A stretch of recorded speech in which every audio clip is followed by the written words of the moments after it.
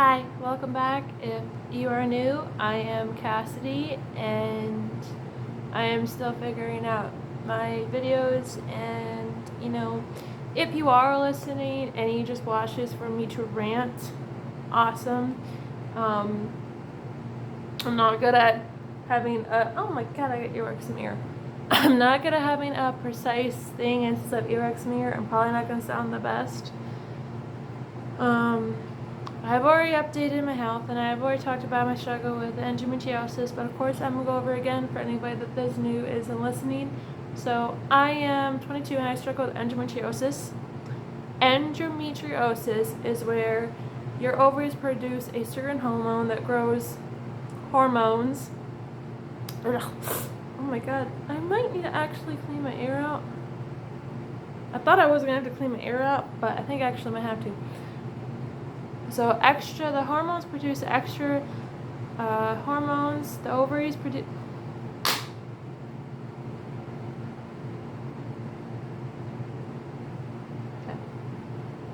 The ovaries produce a hormone that creates this extra tissue and extra fiber on your ovaries, your cervix, your fallopian tubes, and your uterus, and it is a very hard condition to live with for many reasons, and this is not always easy to talk about, but I think it's always important to talk about at this point, because honestly, you never know what somebody's going through. With everything going on mainly in the world, and mainly to my young 22s out there and my 20s right now, they have to be updated on all the political stuff going on. They have to deal with things getting higher, have to try and get groceries, try and go to school. Things are not easy right now. And even before all this stuff, I got my tea, but I'll sit and chat. Oh my god. But even before all this stuff happened, women's health, and I'm even saying, I never ever seen myself having problems with my health. But over 3 years of my life, and 3 years of it, I've struggled with the endometriosis of my life, and it has been mentally exhausting, physically tearing my body, and it's been very hard. Now, if you're not a woman, why would it be so hard? Okay. Extreme painful cramps, and these aren't just cramps that you can put a hot pad on and it's all good. These are cramps and pains that will stop you in your tracks and cause you to hold your stomach over all the time. You will be wailing and crying in pain. And it's not like we can tell our bodies, hey, stop putting me in so much pain. You have heavy, and I'm about to get a little TMI in here, so if you're one of those guys out there that are grossed out by periods, even though we shouldn't be kind of grossed out, if anything, this is a really good opportunity for you to understand women's periods even more from an actual woman that experiences every day, and any forms of women out there. But you are bleeding heavy all the time, and there are chunks of blood coming out of you. And you'll feel it. Okay, when I say we as women can feel the blood just rush down and go on our underwear, it's an actual thing, and we can't stop it. And I work in hot-ass factories, so I'm already feeling the sweat in between my thighs, and I'm feeling all sweaty, so now I gotta feel the blood. And we can't stop it, we can't tell it no. Other annoying thing is endometriosis. There is not a confirmed birth control, IUD, or anything that really can stop it. And birth control and any hormonal things, it's different for each woman. How it reacts to the woman's body is very different. And a lot of times it reacts badly. Not for every woman, I'm just saying every side effect comes with a different woman. And all our stuff is on the inside. And for the past 3 years, I have done IUDs, I've done many forms of birth control, and it has put me always in major moods. I have spent probably, this is now going on 7 months of my period. I've spent whole summer, and the emotional mood swings of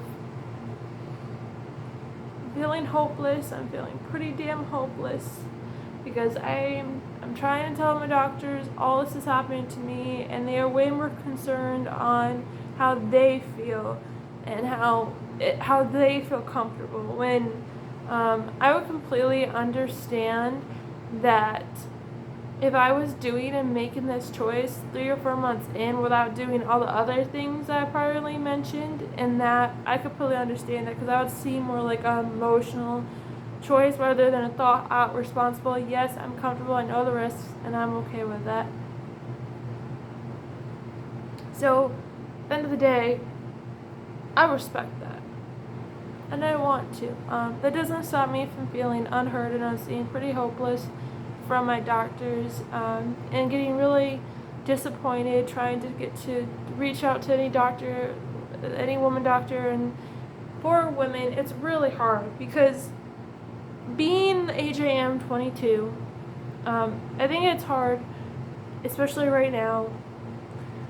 Kids, I've never wanted kids, and that is honest every time, and I've always said this to everybody. I don't want kids, not because I don't think I'd make an awful mom.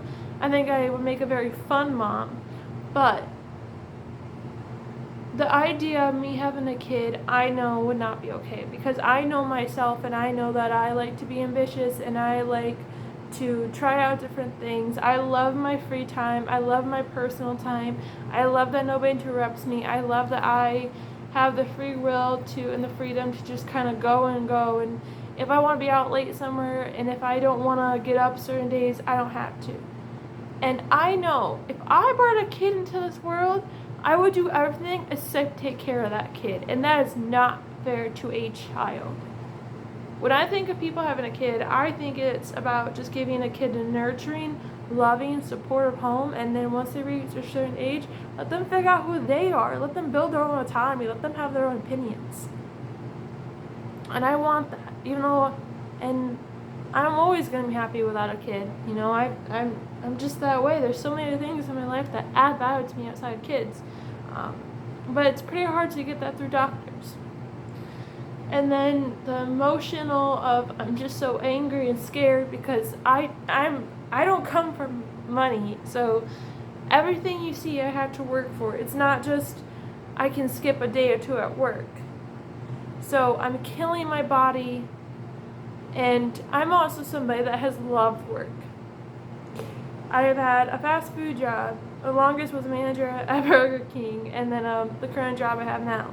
And even both jobs, even if they're not my long-term job that I want to try and do, they're still a job. And I used to wake up every day being so happy and grateful and being like, you know what, I miss days where the last thing I had to worry about was if we weren't going to get the job done on time. But now it's like I wake up every day so depressed and sad going to work, not because I'm not aware of the good things in my life. It's because everything I just described to you, on top of wearing thick ass diapers all day, it hurts me so much because instead of waking up, I'm waking up doing it because if I don't do it, I lose this house. I can't really go back now. I'm sure my parents would help me figure it out, but my room where I grew up in my family house is no longer there. I don't have family that kept my room open, which I understand why, because they needed extra income as well to keep a roof over their head. So I lost my passion for a job, and that breaks my heart. So my endometriosis has caused a lot of negative changes in my life, and it's still hard every day trying to get them to listen. And there's so many times I want to give up.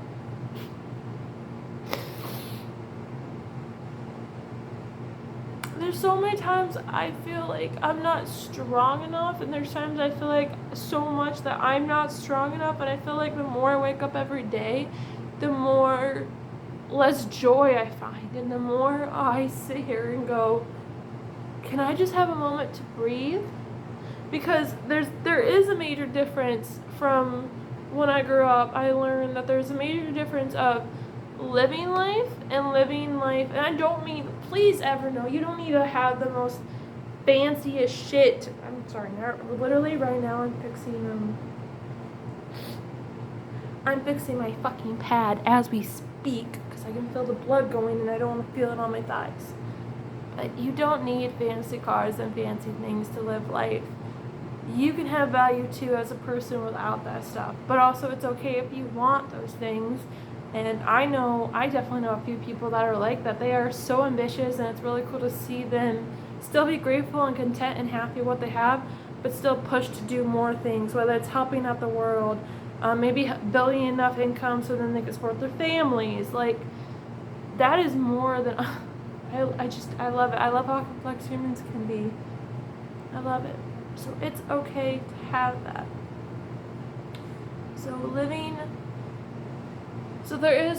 Living life is just how you want to live it, but it's actually having that freedom and control to decide. And most people don't have that. And this is where you just get, you're surviving life. You're not living it. And I mean that you don't do things because you want to do them. You just do them out of necessary and survival.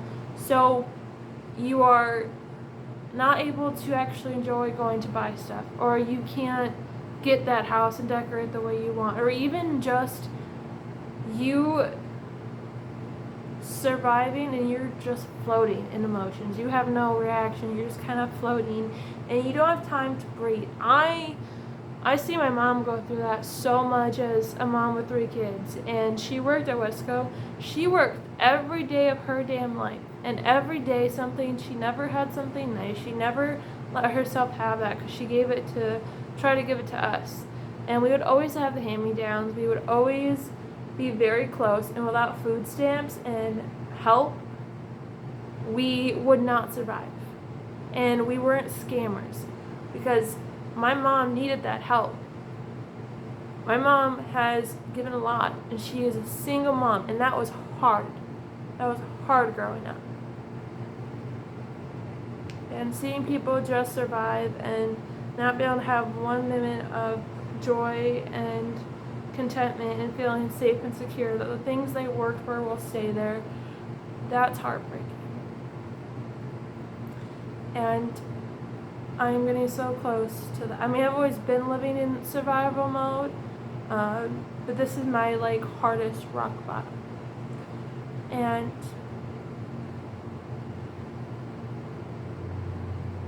anytime I've hit rock bottom, I want to sit here and tell everybody it's okay, kind of just get back up.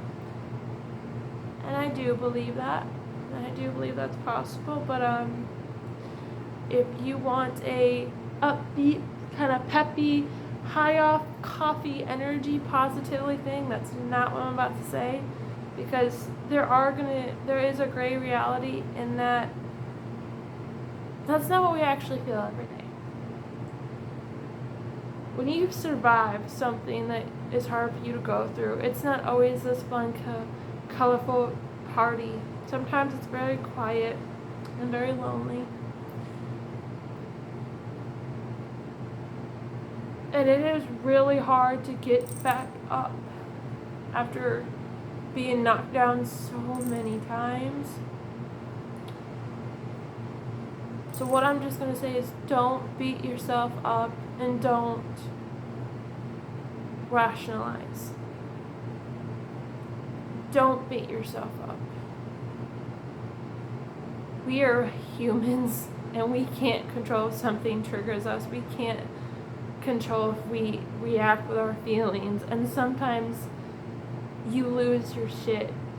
And definitely sometimes there's nothing you can say or do, and there's no words to describe what's going on with you, and you just want to scream and cry, and there's times that you have no words, and you feel the weight on the world on your shoulders.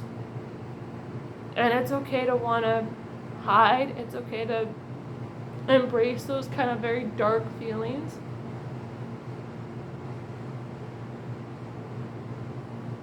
And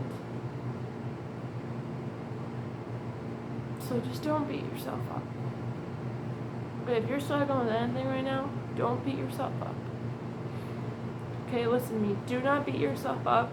If you are still here today listening to this video or standing or going to work every day, you are an incredible fucking human being. You are incredible. You are brave. And to any woman out, like a woman in general, I love my male viewers, but this is mainly for my women's out there. Never ever, whether it's a doctor, some guys out there, remember that you men and women are humans, and we all should be equal, and we all bring something to the table. And women out there, please don't ever stop being doctors, teachers, lawyers. Have your own career. Have your own autonomy. Don't ever change that, because you can always have a happy ever after, even without many little kids.